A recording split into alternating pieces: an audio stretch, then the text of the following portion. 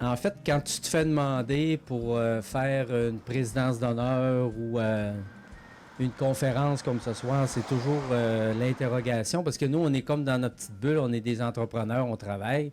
Puis là, on se dit, c'est quoi l'impact qu'on a dans Charlevoix? Pourquoi ils veulent qu'on vienne parler à l'avant? Il me semble qu'on fait pas grand-chose de bon. On travaille, on fait nos affaires. Puis c'est toujours une interrogation. Puis, aujourd'hui, je faisais du camion, je descendais de Montréal, puis je me disais, voyons, c'est quoi que j'ai fait, c'est quoi que j'ai réalisé, c'est quoi mon bilan? Je suis pas mort, c'est comme un peintre, il est populaire quand il est mort, mais moi, je suis pas mort. Fait que là, je me disais, bon, qu'est-ce que je vais dire à soir? Je vais conter mon histoire. Il y en a en masse qui la savent, parce qu'en fait, j'ai une foule quand même assez partisane, on s'entend. J'ai j'ai des amis qui sont là ce soir. Mais en fait, si on regarde les viandes bio dans son ensemble, écoute, si on essaie de résumer un petit peu ça, présentement, actuellement, c'est plus de 5000 poulets par semaine qu'on transforme. C'est presque 70 cochons qu'on transforme en charcuterie. C'est 30 à 35 000 clients qui, à chaque semaine, achètent nos produits puis qui voient le mot de Charlevoix sur leur table, dans leur famille. Donc là, tu te dis, OK, et là, on a quand même une visibilité, c'est intéressant, c'est le fun. Puis, ben ça, pourquoi qu'on a ce succès-là, pourquoi on est rendu là? Ben, je pense qu'il faut reculer un petit peu en arrière, puis que là, je vous conte mon histoire, d'où ça vient, parce que, en fait, ça s'est pas bâti tout seul. Présentement, on a de la relève, c'est le fun. Mais avec mon épouse, on a travaillé, on a fait des choses. Fait que, ben, je vais revenir un petit peu en arrière. Ma sœur est là aussi ce soir, elle va pouvoir confirmer, en fait, nos anecdotes familiales.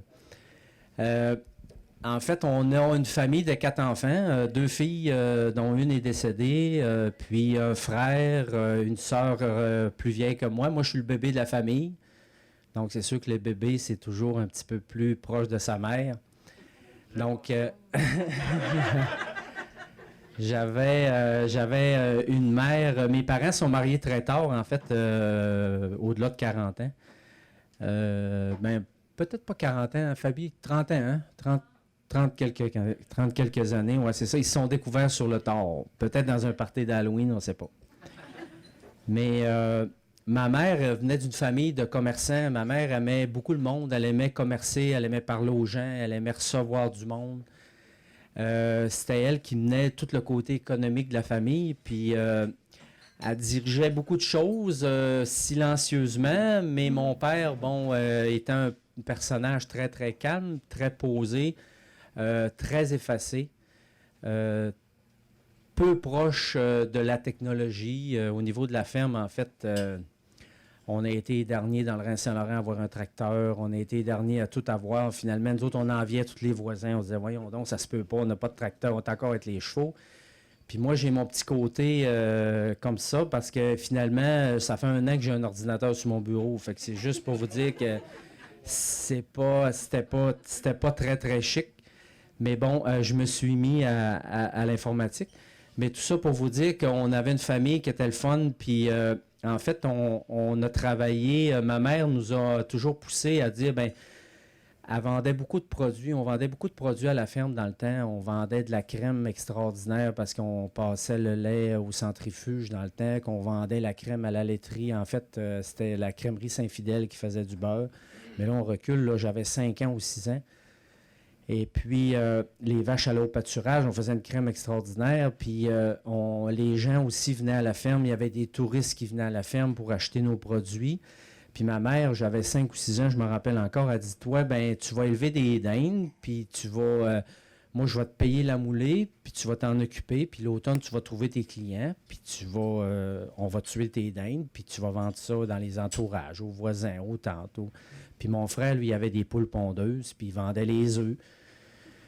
Puis à 5-6 ans, j'étais le gars le plus riche du Rhin-Saint-Laurent. Moi, à cet âge-là, c'est sûr. Là, l'automne, je vendais des dindes pour 1000, 2000, 1500 pièces, puis 50 dindes à 30 pièces. Puis je mettais ça dans mon compte. Puis quand j'allais magasiner, c'était moi qui payais mes vêtements. Mais tout ça pour vous dire qu'on a appris très jeune à travailler avec les gens, puis tout ça. Puis ça, c'est quelque chose qui m'a marqué beaucoup, qui a fait que mon enfance est extraordinaire.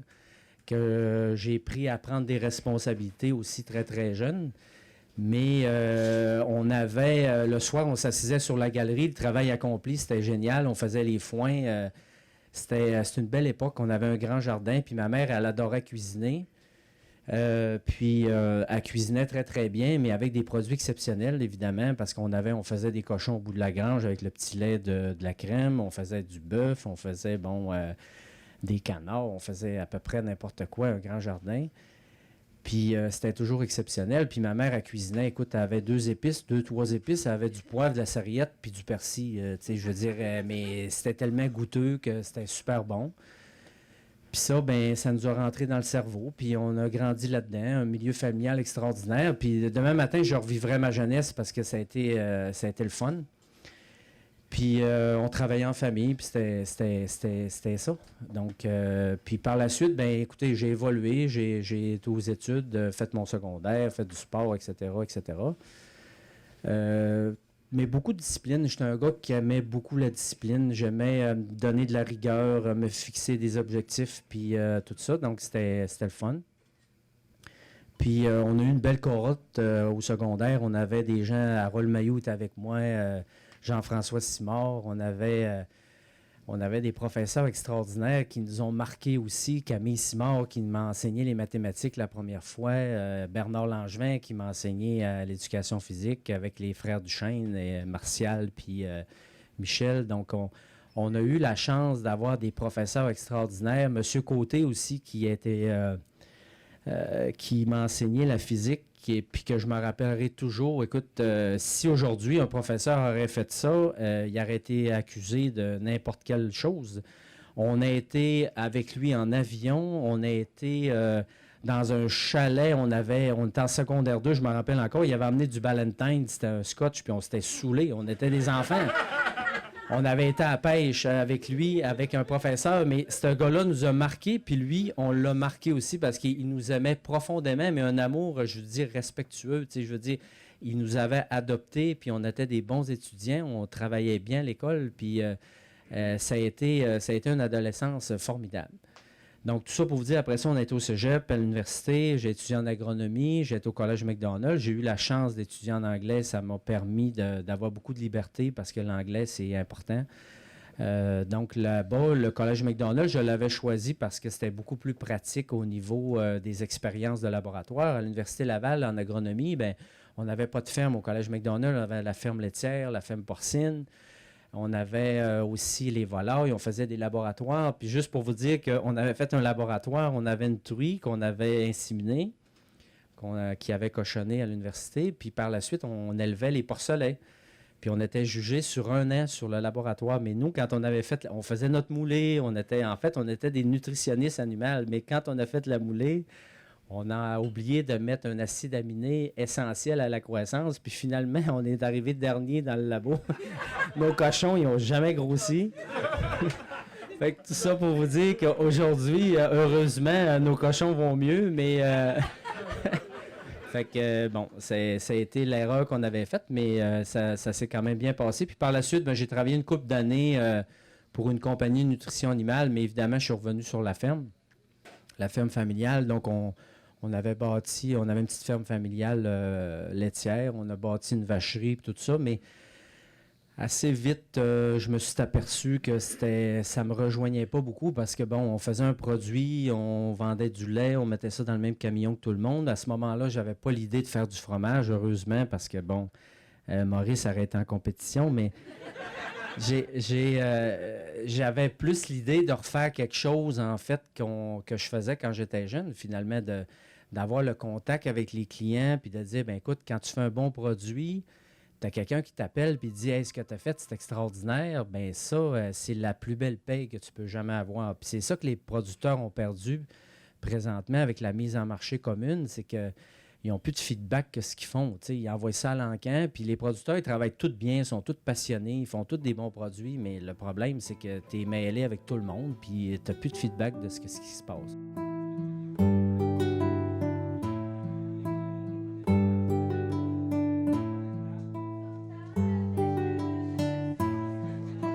Fait que moi, j'ai dit, OK, on va essayer de recréer ça. Puis Natacha, en fait, était coiffeuse, mais elle aussi avait un problème au niveau de la coiffure parce qu'elle avait une hernie discale. Fait qu'on s'est dit, ben j'ai dit à ma blonde, j'ai dit, on va essayer de revenir en arrière puis de créer quelque chose que moi, je pense qu'il serait intéressant. Puis dans ce temps-là, ça s'appelait le bio. Mais le bio, en fait, c'était pas une invention. Le bio, c'était de revenir à ce qu'on faisait il y a 15 ou 20 ans. Tu sais, c'était pas...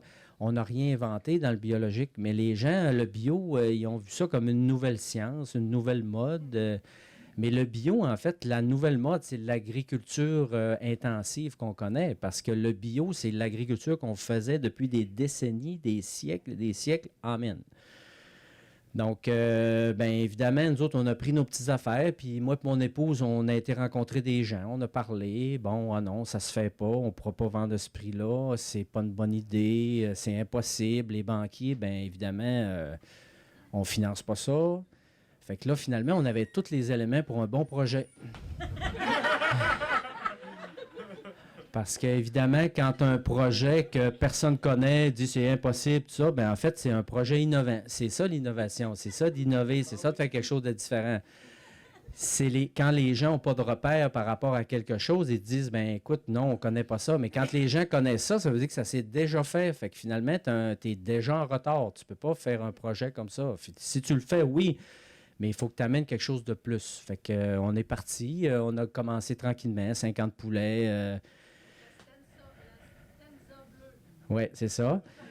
Puis on montait ça à l'abattoir. Puis maintenant, on avait 50 poulets, mais sur 50, on en vendait 20. Puis là, il nous en restait 30. Fait que là, on prenait l'auto, on montait à Montréal, on allait voir des bouchers, on allait voir des épiceries. Dans un auto non réfrigéré, parce qu'on n'avait pas de réfrigération. Fait qu'on était comme un peu illégal. Puis ça a été long. Hein. On a commencé en 2000-2001. Puis évidemment, le bio, à ce moment-là, ben il n'y avait pas autant d'importance qu'il y a aujourd'hui, pas autant d'écoute, évidemment. On avait comme l'air de des extraterrestres. Fait que là, ça a été difficile les premières années parce que, bon, on s'est vite aperçu que ça avançait pas comme on voulait. Fait que finalement, on a eu la chance de rencontrer des médias. On a eu la chance de rencontrer Philippe Mollet, qui nous a fait passer à l'émission de Radio-Canada, qui a goûté à notre poulet. Fait que là, ça a comme pris une autre ampleur, ça a comme explosé parce que là, il y a des gens qui ont goûté à notre poulet, des gens qui connaissaient bien l'alimentation, connaissaient bien ce qui se passait. Puis là, ça nous a permis de donner notre envol. Puis à partir de, je dirais, 2003-2004, là, ça s'est bien passé. Il y a eu une croissance importante. Mais là, entre contrepartie, on avait du cochon, on avait du poulet. Le poulet, ça se vendait bien parce que le poulet, le consommateur achète un poulet entier, il achète de la déso, ça va bien. Mais un cochon, on ne peut pas vendre un cochon entier à un consommateur, évidemment. Fait que là, le cochon du Breton entend parler de nous, ils viennent nous voir, ils disent, bon, on aimerait ça acheter ton cochon, tatati tatata, l'abattre, puis tout ça. Ben, puis nous autres, on était pognés avec le cochon, on ne savait pas quoi faire parce qu'on n'était pas capable de le vendre. Le problème avec un cochon bio, c'est que le coût de production est très, très, très élevé par rapport à un cochon conventionnel. Puis ben, le problème aussi qu'on a au niveau du Québec puis au niveau mondial, c'est que les gens ne payent plus le vrai prix pour des aliments. Donc, les transformateurs, les grandes compagnies ont fait en sorte qu'ils ont camouflé en fait des prix d'élevage dans des produits de moins de qualité, ce qui fait en sorte que le coût de la vie a augmenté, mais le coût des aliments n'a pas suivi. Fait qu'en fait, un cochon à l'épicerie que tu payes 10 $ le kilo, nous autres, il fallait le vendre 30 $ le kilo. Fait que ça ne fonctionnait pas. Les gens n'étaient pas capables de faire la connexion, puis ils avaient l'impression de se faire voler ou de dire, ben voyons donc, c'est trop cher le bio, ou d'où vous arrivez sur une autre planète. Fait que là, j'ai dit, OK, la seule façon de transformer, de passer ce cochon-là, c'est vraiment de faire de la transformation pour prendre le prix du cochon, le diluer dans la transformation, pour faire des produits transformés. Fait que là, à partir de 2004, j'ai dit, bon, comment on va le transformer? Bien évidemment, le transformer en jambon et en bacon, ce qu'il faut au Québec, on va avoir le même prix, la même différenciation. J'ai dit, la même différenciation. J'ai dit, il faut faire des produits différents. Fait que là, j'ai commencé à voyager en Europe pour apprendre à faire le saucisson. J'ai dit, c'est la seule façon de faire. Il faut faire des produits transformés, séchés, qui vont être innovateurs, puis qui vont dire, bien, écoutez, les gens n'auront pas de référence de prix, mais ils vont pouvoir dire, OK, on achète ce produit-là. Fait que je me suis fait des amis là-bas, j'ai appris à faire de la charcuterie, j'ai fait des stages là-bas, j'ai été 2 ou 3 ans à voyager un mois de temps avec une auto, puis aller voir des charcutiers, comment faire les produits, etc., etc. Puis la même constance se dégageait toujours de ces voyages-là, c'est qu'ils me posaient toujours la question, Damien, ton cochon, comment il est alimenté, comment tu le fais, etc., etc. Puis pour eux, ben là-bas, le terroir, la source, l'alimentation des animaux, c'est quelque chose qui est primordial. Puis moi, ben, j'étais un nutritionniste animal, évidemment. J'ai connecté avec eux, j'étais voir des éleveurs, effectivement. Puis pour eux, la qualité d'un cochon, ben, ça fait la qualité de la charcuterie. Puis évidemment, c'est juste ça. C'est pas le sel puis le poivre qui fait la différence dans un saucisson, parce que tout le monde utilise du sel puis du poivre. Mais ce qui fait la différence, c'est la qualité du cochon. Donc moi, je suis revenu au Québec. Évidemment, j'ai changé mon alimentation de mes porcs, effectivement. Puis on a banni, en fait, à partir de 2004, j'ai commencé à faire mes céréales. J'ai banni complètement le maïs. J'ai enlevé la majorité du soya. Puis on travaille avec des céréales très fibreuses, de l'avoine, du blé, etc., qui donnent des viandes. Ça ralentit énormément la croissance des animaux. Mais on est ailleurs au niveau de la viande, évidemment. Donc, le cochon qu'on a, il mange beaucoup de fibres, il mange beaucoup de paille, il mange aussi de l'avoine. L'avoine, c'est une céréale exceptionnelle. Donc, vous savez, l'avoine est dans les produits de beauté, Avena sativa, qui est son nom scientifique. Mais l'avoine, c'est exceptionnel. Ça contient 40 de fibres, 60 d'amandes. L'amande est très riche en huile. C'est une huile qui est extraordinaire. Donc, ça donne un gras au niveau des cochons qui est très, très blanc, mais très fin. Donc, c'est ça qu'on veut en charcuterie. On veut un gras qui ne fond pas dans la poêle quand on cuit l'animal, mais on veut aussi un gras qui est en bouche. Quand vous mettez votre gras, le gras de... Vous avez vu des produits ce soir, quand vous mettez ce gras-là dans votre bouche, ça goûte la noisette. Vous n'avez pas l'impression d'avoir de l'huile d'olive dans la bouche.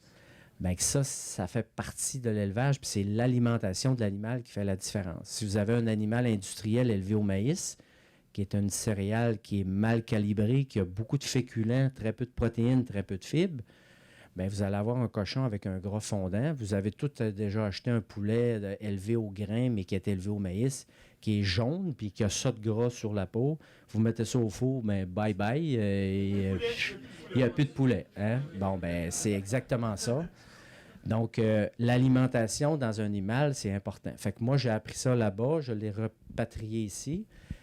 Puis c'est ce qui a fait le succès un peu de la transformation. Donc, en 2007, on a construit le centre de transformation, évidemment, qui est à Saint-Urbain. Au début, bien évidemment, c'était trop grand. 2 ans après, on était déjà à l'étroit. Puis là, 10 ans après, 15 ans après, on est hyper à l'étroit.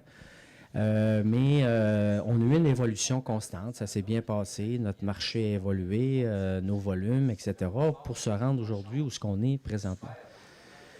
Bon, évidemment, ça n'a pas toujours été facile. En 2016, on a... tu sais, j'étais tout le temps un entrepreneur, a beaucoup plus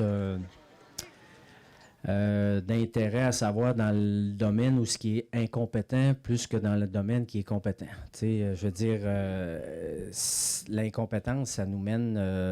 ça nous fait faire des erreurs importantes. Je dirais pas que c'est de l'incompétence, mais en 2016, on a eu une aventure où on a eu un rappel de produits par rapport à une contamination à la listeria. Ça a été une période très difficile. J'en parle pas souvent, je reviens pas souvent là-dessus, mais je pense que ce soir, c'est pertinent de le faire parce que quand tu es entrepreneur, il y a des bons et des mauvais côtés.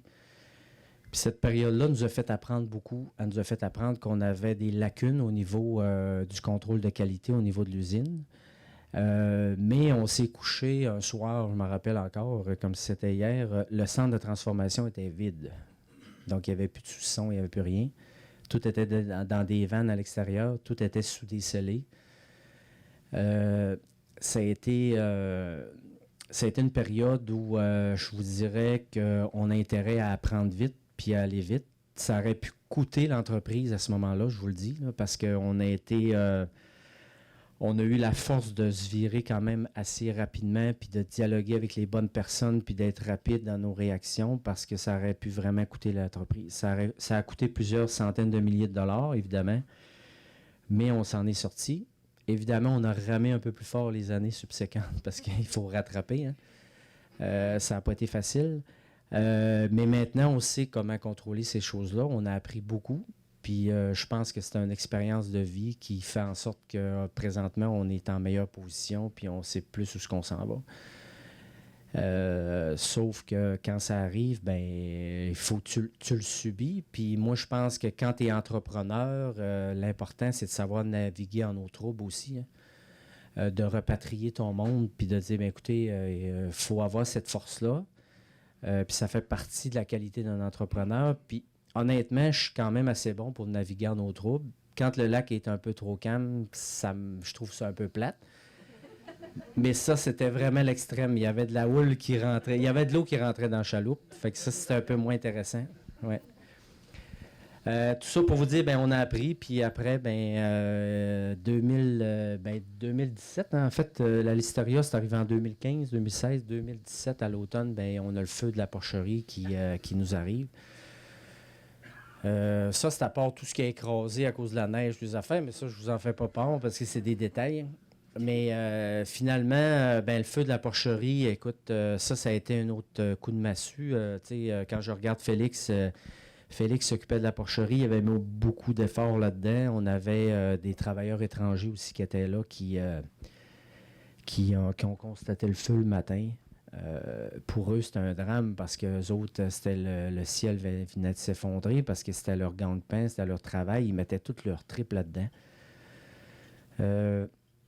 Ce qui a été le plus difficile, je pense, dans le feu, c'était la perte des animaux parce qu'on était proche de nos animaux. On était comme en harmonie avec on avait un mâle, on avait des truies qu'on connaissait, qui avaient chacun leur caractère. Tout ça, ça a été plus difficile. Le bâtiment, tu te dis, OK, c'est pas si dramatique, mais les animaux, ça nous a fait beaucoup de mal. On s'est réunis, je pense, une journée, 2 jours après, puis on était déjà en mode, écoute, on peut pas arrêter, c'est impossible, on peut pas laisser ça là, d'autant plus qu'on avait de la relève, il y avait Félix qui était là, Elsa qui était déjà là aussi.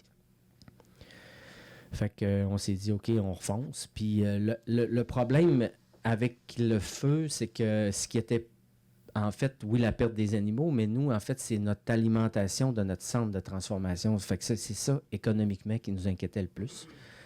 Parce qu'on ne peut pas caler, nous, puis dire, on amène-nous du cochon, on va transformer. C'est compliqué.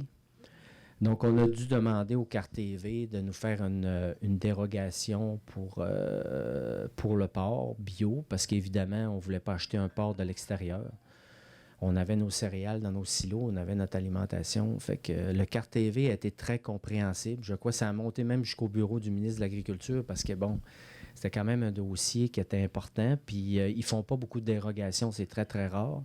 Fait il y a un agriculteur de la région, ils nous ont permis d'acheter des porcelets d'un agriculteur de la région puis de les élever dans nos élevages parce que nos engrais n'ont pas passé au feu, c'était juste notre maternité. Fait qu'ils nous ont permis d'acheter des petits porcelets de 15 kilos.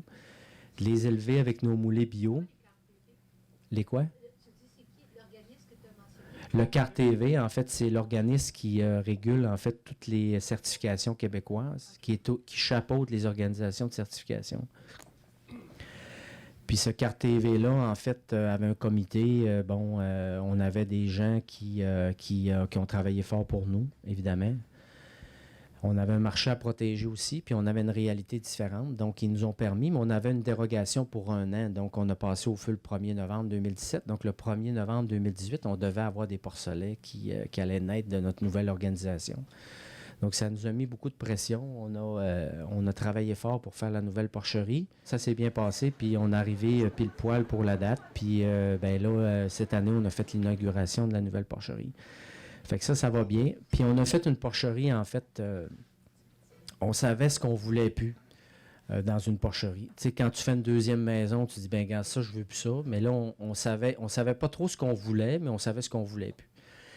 On a fait des concepts, merci. On a fait des concepts dans la nouvelle porcherie. Félix on a discuté tellement avec les ingénieurs, avec les gens de conception de bâtiments.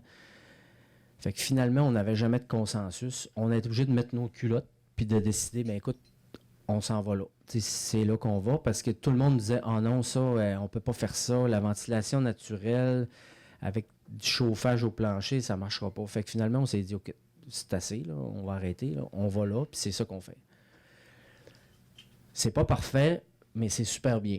Ça va super bien. On a fait un bâtiment exceptionnel, je crois, qui est innovateur, qui n'existe pas en Amérique du Nord. C'est un bâtiment de porcherie qui est unique. Quand on a fait l'inauguration, on a une personne qui vend les systèmes d'alimentation, puis lui, il visite 32 pays dans le monde. Ils sont partout. Puis, tu sais, il s'est fait un plaisir de dire, ben écoutez, votre porcherie, j'en ai jamais vu comme ça dans aucun pays que j'ai visité. Fait que ça fait chaud au cœur parce qu'on l'a modelé, on l'a fait.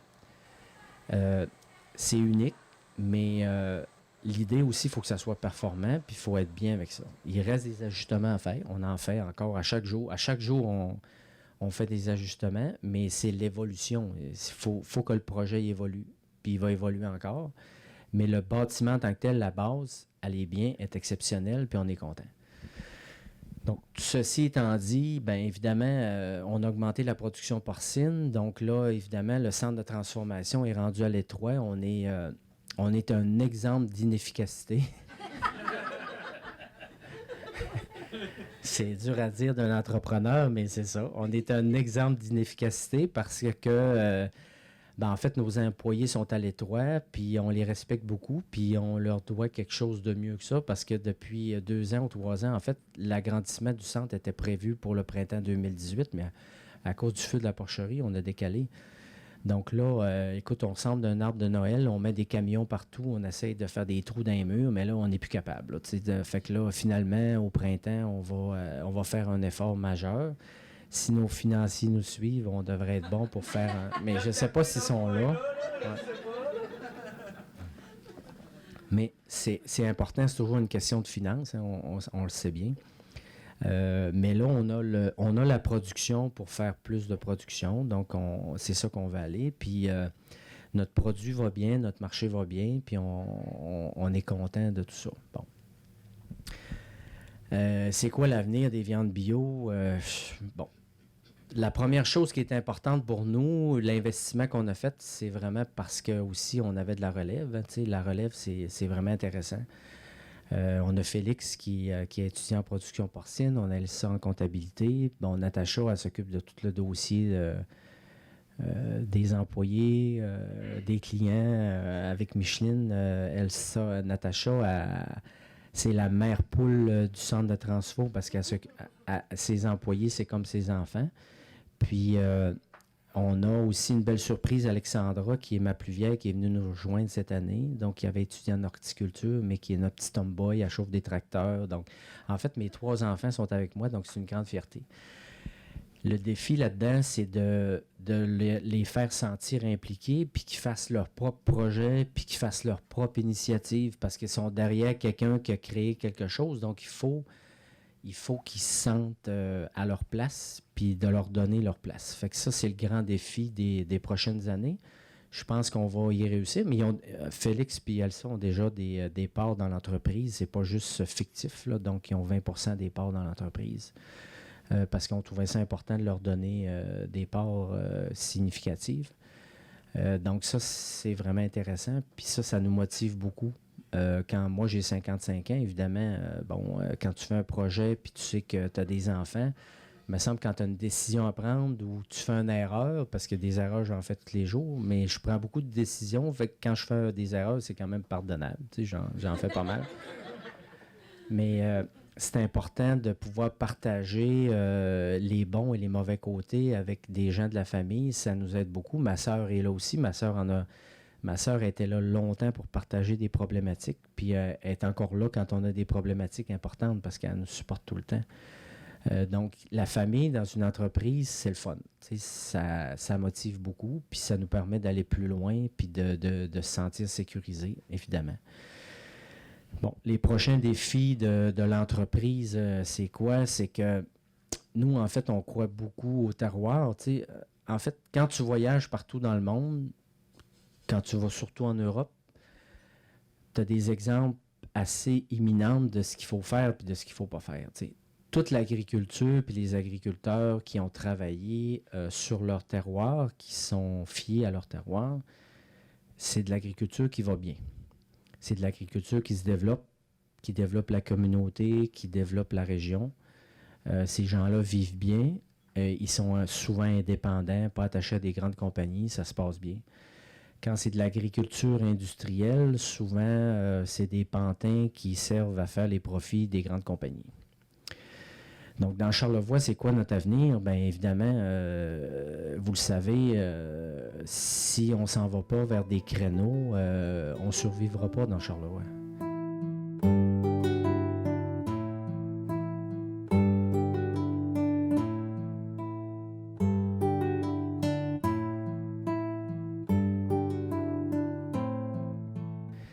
On ne peut pas compétitionner des agriculteurs qui ont des terres. Moi, je cultive 600 hectares. Ça me prend 6 semaines le printemps à les semer, puis 6 semaines l'automne à les récolter. À Saint-Hyacinthe, 600 hectares, c'est 3-4 jours le printemps, puis 3-4 jours l'automne. Mais nous, on se promène entre Saint-Hilarion, Saint-Irénée, Saint-Hilarion, Saint-Irénée, Pérou, Saint-Tite-des-Caps. Imaginez, avec les batteuses, les machines, ce qui est inefficace. Mais ce qui nous rassure, c'est qu'on a un terroir exceptionnel qui fait en sorte que ce qui était un désavantage pour l'agriculture industrielle, parce que l'agriculture industrielle dans Charlevoix ne pourra pas survivre, on la voit, elle diminue, elle s'éteint. C'est pas parce que les gens ne travaillent pas fort mais qu'ils ne veulent pas, mais écoutez, on est loin des marchés, on a des terres qui ne sont pas efficaces, on a des petits volumes. C'est sûr que cette agriculture-là, à long terme, elle ne survivra pas.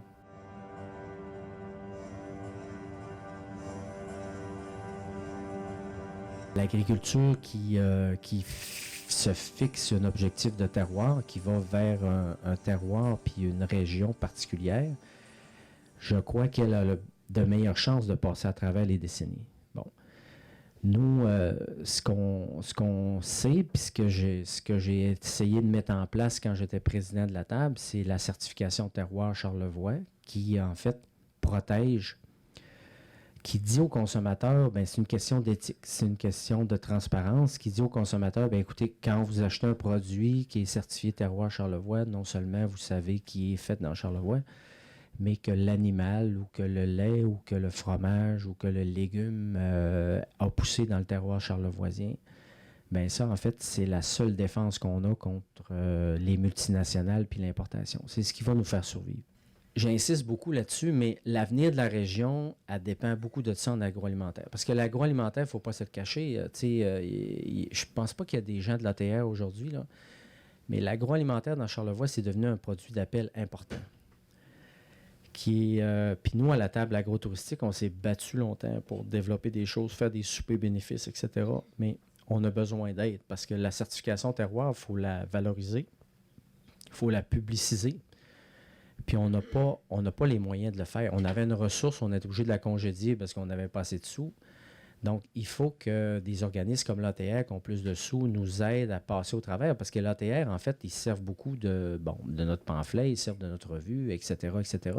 Ces gens-là, il faut qu'ils comprennent qu'effectivement, l'agroalimentaire, je pense que ça devient important parce que vous imaginez, si on parle des bières de la microbrasserie, de tous les fromages, moi, je pense que c'est plus de 200-300 000 personnes à chaque semaine qui voient Charlevoix sur une étiquette. Quelle publicité vous pouvez vous permettre à la radio, dans une revue ou quoi que ce soit, qui va faire en sorte que vous allez rêver de Charlevoix à chaque semaine en 200-300 000 exemplaires? Impossible. C'est impossible. Donc là, il va falloir que les gens, on travaille dans le bon sens, puis que ces gens-là réalisent que oui, effectivement, il faut investir là-dedans. Parce que nous, la personne qui boit une bière à Frédéric puis qui mange un morceau de mignon à triple, là, puis elle a dit, ben cet été, je vais aller dans Charlevoix. Puis le succès qu'on a dans Charlevoix, parce que je pense que Charlevoix est en santé au niveau touristique présentement, je pense que tout le monde ne peut pas... Il n'y a personne qui peut dire le contraire. Il y a des projets qui sont intéressants, mais l'agroalimentaire fait partie de ce succès-là de façon importante.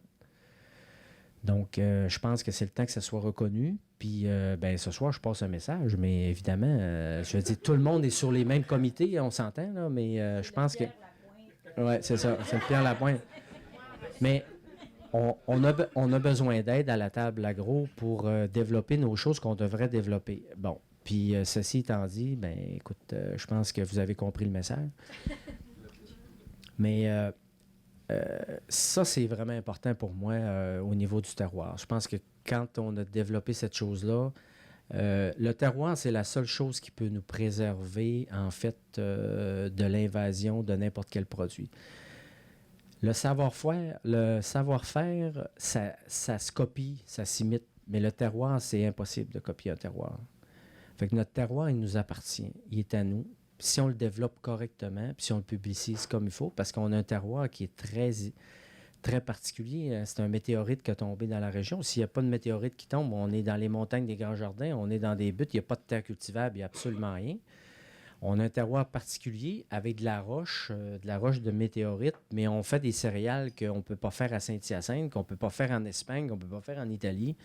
Donc, pourquoi on a des fromages exceptionnels? Pourquoi on a des choses exceptionnelles? C'est à cause de notre terroir. Donc, ça, c'est la seule chose à laquelle on peut compter, puis que personne ne peut copier. Donc, c'est vraiment là-dessus que dans les prochaines années, ça va nous permettre de se démarquer puis de survivre dans le temps. Sur ce, moi, je pense que j'ai fini. J'ai fait le tour de la question. Ouais.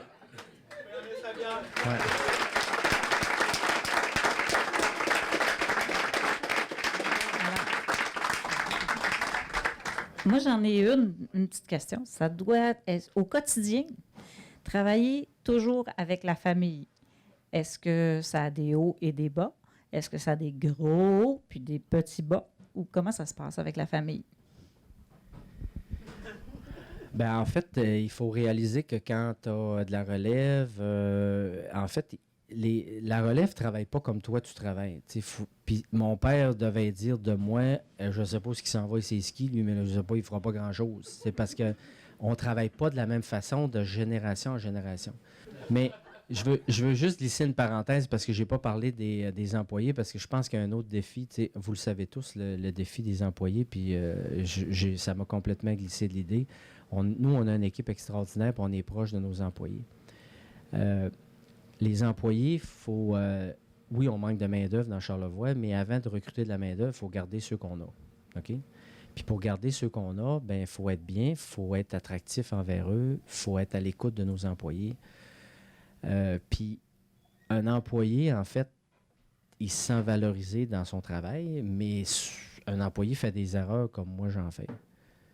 Puis ça arrive fréquemment qu'un employé fait des erreurs, mais souvent, quand un employé fait... J'aime mieux aller taper dans le dos d'un employé qui a fait une erreur puis il dit « Écoute, moi aussi j'en fais », que d'aller taper dans le dos quand tu as fait un bon coup. Parce que honnêtement, puis j'ai un exemple de ça, il y a 2 semaines, il y a un employé qui a échappé un gun qui étiquette les poulets, en fait, les découpe à terre, puis c'est pour la date meilleure avant, mais la date, au lieu du 24, elle a changé pour le 14.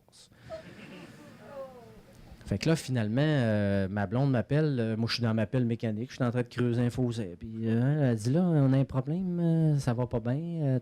Mais là, on peut pas envoyer des dates comme ça parce que le client, il arrive avec la date, puis le produit, il est déjà passé date. Mais là, il y a 2-3 000 items qui sont déjà étiquetés. Là. Fait qu'ils sont déjà dans des boîtes, déjà dans le camion. Ils sont pas partis pour Montréal, mais il est 2 heures de l'après-midi. Puis là, OK. Fait que là, elle m'appelle. Une première fois, ce qu'on fait avec ça, on a écrit une lettre au client. Non, on ne peut pas faire ça, il faut réétiqueter. Fait que là, je lâche ma pelle, puis je m'en vais dans le centre. Puis Natacha était déjà en train de réétiqueter. Là, les employés me regardent en voulant dire il va arriver avec une face de bœuf, il va être pas content. J'ai arrivé avec le gros sourire. J'ai dit OK, il est où l'autre gun? On prend des guns, on a étiqueté. On a fini à 5 heures. Tout le monde était content. On a fait des jokes. Puis à la fin, mes 2 gérants sont venus me voir et ont dit Damien, merci. Parce qu'eux autres, ils se sentaient responsables de la situation. Mais tu sais, j'ai pris le temps d'aller les aider, puis de dire, ben écoute, je m'implique, puis de dire, écoute, c'est pas si grave, il n'y a personne de mort, finalement. Fait que ça, je pense que dans une entreprise, quand tu fais ça, ça lie tout le monde, puis ça attache tout le monde. Fait que ça, c'est vraiment important. Puis pour nous, la famille des employés, Natacha, ils voient beaucoup. On a des gens qui viennent cogner à notre porte pour avoir un job, ce qui est rare dans Charlevoix, parce qu'ils ont dit ici, il y a une bonne ambiance de travail. Puis c'est pas une question de salaire, ça n'a rien à voir. C'est une question d'ambiance. Puis ça, c'est le fun. Puis on a réussi à bâtir ça, puis on en est fiers aussi.